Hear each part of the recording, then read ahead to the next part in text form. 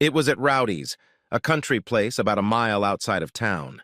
She was sitting with two other girls, and as soon as I laid eyes on her, I knew I just had to try it, or I would regret it forever. The band was Without a Net, and they were playing a two-piece. I walked over to their table and asked her to dance. She smiled, said she'd love to, got up and walked out onto the floor. She felt good in my arms. We were suited for each other. It was like we were made for each other. I learned her name was Amanda, but she preferred to be called Mandy. The double ended, and the guitarist said, "Everyone hit the dance floor for Electric Slide." Slide was followed by Tush Push, and we stayed in the audience for both songs. The band then took a break, and I escorted her back to her table and her friends, and she invited me to join them. I was introduced to Pam and Shelley, and they recognized me as Augustus Weaver, but I preferred Augie to Augustus. Mandy asked, "What brought Augie Weaver to the Rowdy on this beautiful summer evening?" "I just felt like dancing tonight." "You wanted to dance, but you didn't bring your girlfriend?" "I don't have one, but I don't need one to dance." "Why don't you have a girlfriend? Is there something wrong with you?" "Not that I know of. It's just that I travel a lot and I'm never here long enough to get into a relationship." "What do you do that makes you travel so much?" "I'm in arms sales, and I'm constantly traveling somewhere to make sales or educate people on our products." That was an outright lie. Actually, I was Sergeant Augie Weaver, serving in the Army and had a 3-day vacation, but I had experienced firsthand that the local ladies didn't really care for soldiers. Probably because when they were interested in a guy, he was transferred to another unit and they were left behind. Before they started digging further, I asked them what they were doing, and Mandy told me that they were nurses at the local hospital who wanted to relieve the stress of working with the sick and suffering, and have a little fun. No sooner had the conversation gone any further than the group returned. Shelley said, "My turn," and we went to the floor. After that, I had to give Pam her turn. When I got Mandy out on the floor again, she asked, "Am I losing you to these sluts?" "Hardly. When I walked through the door and saw you, I somehow knew immediately that you were the one I was supposed to be with. When I approached the table to ask you to dance, I was scared to death you'd say no." "Your fears were unfounded. As soon as I saw you, I had the same feelings. Let me get my purse, and let's get out of here." Once outside, she said, "There's a motel across the street. It's not easy for me at all, but I feel like I should lock you in there right now." I felt the same way, so I took her hand, walked across the street, and got a room. In the room, we undressed, then sat on the bed and started making out like horny teenagers. I made love to her body. I kissed her, and then she said, "Make love to me, Augie." And I did. It was the first of several, and we fell asleep, exhausted and pressed against each other. When we woke up, we carried on again, and then went to a nearby diner called Mama's. No kidding, it really was called Mom's. While we ate, Mandy asked me what I wanted to do that day, and when I answered, "Find someone to marry us," and she laughed. "I'm ready, but it can't be that quick. I have to let my mom know, and she'll want to plan the wedding. You think of something we can do while you drive me home. I have to let my roommates know I'm okay." "Roommates?" "Shelley and Pam. Shelley drove last night, so you have to drive me home." I drove her home, and my life went to hell when we walked into her apartment. Shelley and Pam were in uniform, with gold second lieutenant's bars on their collars. Like I said, it was a surprise, and not a good one. I looked at Mandy and said, "I assumed that when you said you were nurses at the local hospital, you meant the county hospital. For our service, the duty hospital is the local hospital. Give me a minute to change my clothes, and then we can go." She left the room, and as soon as she left, I turned to Shelley and Pam and told them, "Tell her I'm sorry, and that I will never forget her." I turned and walked away. Why? Because Mandy was an officer and I was a soldier, and the Army would never allow us to have a relationship. It hurt, really hurt, but not as much as it would have hurt if we'd gotten in deeper before we found out. It killed me to want to leave. She was the only one. I knew it as soon as I saw her. But there was no hope for us. If I had served a short time and was close to being discharged, we would have made it. But I had only served a year after my second enlistment, and I had almost 5 more to go. I had a 3-day leave and didn't have to come back until the next day, but I had lost interest in anything, so I came back early, which surprised a lot of people because no one had ever done that. For the next 2 months, I cried silently every night thinking about Mandy and what could have been. Then something happened that I hoped would never happen. At the firing range, a private was being stupid with his weapon. For some reason, he turned away from the target and his rifle was pointed in my direction. When one of the other sergeants saw this, slapped him on the shoulder and told him to keep his weapon pointed down. The slap startled the guy, and he reflexively pulled the trigger. The bullet went through the fleshy part, my left calf. It didn't hit bone, but it bled like a bucket. I was rushed to the hospital, and the first person who came to see me was Shelley. She gave me a nasty look and said, I should let you bleed to death for what you did to Mandy, but asshole or not, it's my duty to help. I just looked at her. What's the matter, asshole? Nothing to say? No, ma'am. Nothing to say, ma'am. Well, I'm not going to tell her you're here because I don't want her to be blamed for what she might do to you, but you better pray that somehow she didn't find out. But of course she did find out, and it wasn't as bad as Shelley thought it would be. Mandy just stared at me for about 15 seconds without saying a word, and then she said, "How could you? Didn't you think it killed me too? I still cry at night thinking about you. You'll never know how much you hurt me, Augie. The man who owned my heart from the moment we met walked away from me without a word, leaving me to think that I was just a one-night stand to him. I'm more sorry than you can imagine, but I'm a realist. As soon as we walked into your apartment that night and caught your neighbors in uniform, I knew we were done for. You know as well as I do that the Army will never tolerate an officer dating a private, let alone being married to one. We could have found a way. No, we couldn't. As soon as the Army found out, and you know they would, one of us would be transferred as far away from the other as possible. If I was nearing the end of my tour of duty, we could try it, but I'm still almost 5 years away from the end of my term.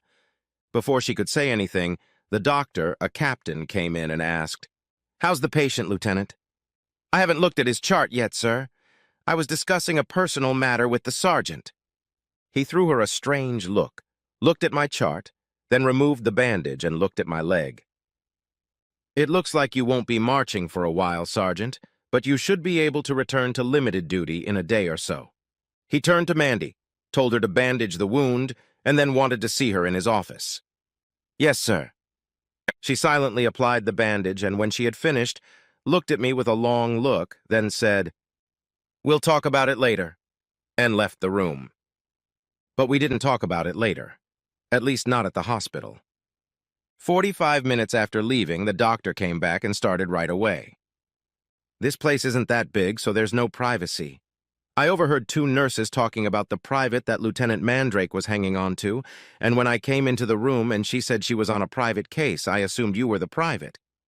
When she came into my office, she confirmed it. I ordered her to stay away from you while you were here. From what I hear, you've been estranged from her since you found out she was an officer. Is that true?" "Yes, sir." "It's been my experience that in matters of the heart, what's right and what's wrong is often ignored or overlooked. Lieutenant Mandrake is one of my finest, and I can't afford to lose her. I'll talk to your commanding officer about it, so don't be surprised if you are suddenly transferred somewhere far away from here." "I'm sorry about that, Sergeant. I really am."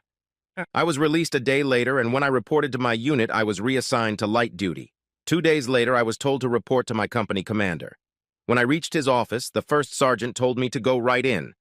I entered, stopped 6 paces from the desk, saluted and said, "Sergeant Weaver has arrived as ordered, sir." He saluted and said, "Steady, Sergeant. I assume you know why you're here?"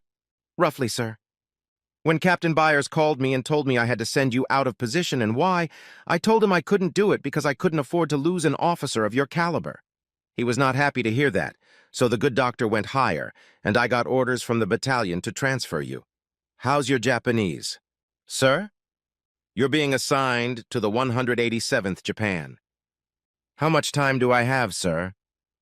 "I'm afraid not. Sergeant Meadows will give you your orders when you leave this office. I've granted you a 10-day travel extension, but you must leave the location today. Any questions?" "No, sir." "Good luck, Sergeant." "Thank you, sir." Dismissed. I came to my senses, saluted, made a grimace, and walked out of the office. The first sergeant handed me my orders and said, "Sorry to see you go, Augie." "It's a shame to leave, Tom. It's not my choice. I was only kicked out of here because I met the woman who was meant for me. I left the location by 6 o'clock and I was pissed. What the hell right did the Army have to punish me for falling in love?" And I didn't kid myself that it wasn't a punishment. When I arrived at my next unit, I had no doubt that my new commanding officer would be thinking, "What kind of freak is this Weaver getting kicked out of his unit and sent to me? I'll have to be on my guard." By the time I got my car back from where I had to park it, I decided to say, "Screw you, Army." I called the number I had for Mandy, and Pam answered. "It's Augie, Pam. Is Mandy busy?" "In a couple seconds." "Augie?" "Yeah, babe. I just got my transfer orders to Japan. Dr. Byers wants me as far away from you as possible. My orders give me a 10-day travel delay, and I'd like to spend that time with you if possible." "Are you sure? I don't want to cause you any trouble." "Right. I'll take all the trouble they want to give me if I can spend time with you." "Rowdy's in half an hour?" "I'll see you there." I drove to the Bit-A-V motel because they had weekly rates, got a room, and then put on my civilian clothes. I was waiting for Mandy when she arrived at the Rowdy, and she threw herself into my arms. We had a drink, and then drove to the motel. We made love and talked and talked and made love and made love and made love and talked for 8 days, and then I got on a bus headed for Fort Lewis, Washington. On the bus, I thought about our conversations. We were both realists. She couldn't resign her commission for another 2 years, and I could only get out of my term of service, which was just under 5 years away, by doing something that would result in a discharge to the reserve on less honorable terms, and I wouldn't do that. In the end, we decided that we would endure and get together at every opportunity. As an enlisted soldier, the Army didn't care what I wanted. But as an officer, Mandy could request assignments and sometimes even get them. We decided that as soon as I knew where I would be serving, I would let her know and she would try to get an assignment, somewhere close to me. We had a tough road ahead of us and we knew it, but under the circumstances, it was all we had. When I arrived at Fort Lewis, I was told that it would be 17 days before the next ship sailed for Japan. Since I was temporary rather than permanent personnel, I managed to get a pass almost every night, and I informed Mandy of this. She arranged to take a vacation and spent 10 of those 17 days with me. 2 days after she left, I found myself on the USNS Marine Lynx, which was bound for Japan. The ship docked in Sasebo, and from there I was transported to the U.S. Army Base Camp Chickamauga in Beppo, Japan, where I was assigned to the 187th Airborne Infantry Regiment, part of the U.S. Occupation Force. After settling in, I wrote Mandy, told her where I was, and, fingers crossed, prayed that she would secure a transfer to the U.S. Army Hospital in Tokyo. My fears about the consequences of punishment proved unfounded. I was received as any other soldier being transferred to another duty station would have been. A week later, I got a letter from Mandy. She had had no luck with her transfer to Japan. On June 25, 1950, North Korea invaded South Korea and Harry Truman decided to intervene. The Army landed in Busan and began to move north. The 187th Regiment, which was part of the 187th Airborne Regimental Combat Team, was put on alert, and we were waiting to be sent to Korea. Then God decided he needed to mess with us one more time. I received a letter from Mandy telling me that she had finally secured a transfer to the 8167th Army Hospital in Tokyo, and we would soon be together again. The next day, we were transferred to Kimpo Airfield in Korea. A month later, we made a successful parachute landing near the cities of Sukchon and Suncheon to try to capture members of the North Korean government who had fled Pyongyang and to free American POWs who were being moved to the Manchurian border. None of these objectives were accomplished, but it ended with battles at Suwon, Wonju, and Inye. We were then withdrawn from the front line and sent to the rear for resupply and rearmament. I received a letter from Mandy informing me that she was in Japan, and I considered seeing if I could get injured badly enough in the next battle to be sent to a hospital in Japan. But fortunately, I pulled my head out of my ass before doing such a foolish thing. On Good Friday, March 23rd, the 437th Transportation Wing, flying C-119S, dropped us off at Munsan. We were dropped off to establish blocking positions to cut off the Chinese and North Koreans who were retreating after fighting for the Pusan perimeter. We occupied the terrain necessary to establish blocking positions and immediately engaged in combat. As the enemy retreated toward Uijeongbu, they attacked us fanatically, supported by accurate artillery fire. One such attack was so fierce that we were forced to retreat and establish another defensive position. I noticed that Privates Brown and Smith were not with us. I looked over and saw them on the ground, obviously wounded, about 50 yards from our position. I yelled to the guys to cover me with fire and ran toward them. Smith was evidently the worst off, so I picked him up on my shoulder, carried him to our position, and then went back for Brown. I picked him up, and just as I got back to our position, something knocked my legs out from under me, and everything went black. When I came to, I was in an ambulance with 3 wounded men and was on my way to what I later learned was the 8067th MASH, Mobile Army Surgical Hospital. There, I was stripped and injected with something that knocked me out. I later learned that I had been unconscious for a little over 5 hours. When I came out of that state from the pain, I looked over and saw a nurse standing with her back to me and wheezed, "Water." She turned around and I thought I was either dead and in heaven or still asleep and dreaming because the nurse was Mandy. She rushed over to me and hugged and kissed me and then handed me a glass of water with a straw. I noticed she had a serious look on her face, not a happy one, and I wheezed, "What's wrong?" "Nothing good, Augie. We had to amputate your left leg." I pulled myself up and looked down, but I couldn't see anything because my lower half was covered by the sheet. When I lifted my head, I saw that I was in a large tent full of beds with wounded men lying on them and doctors and nurses walking around tending to them. It surprised me that Mandy hugged and kissed me in front of them. I fell back onto the bunk as a wave of pain came over me.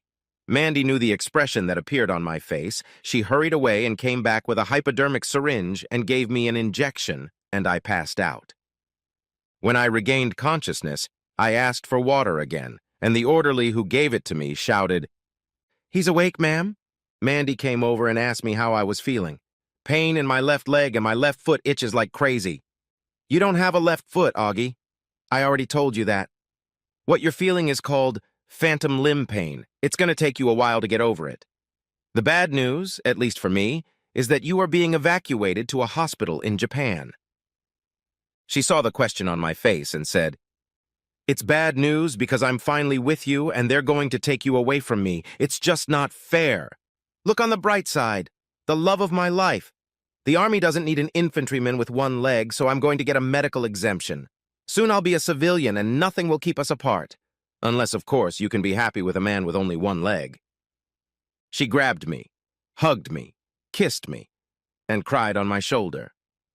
When she pulled away, she said, "These are tears of happiness, you big fool. I hope you realize that what you just said was a suggestion, and my answer is yes. Hell yes.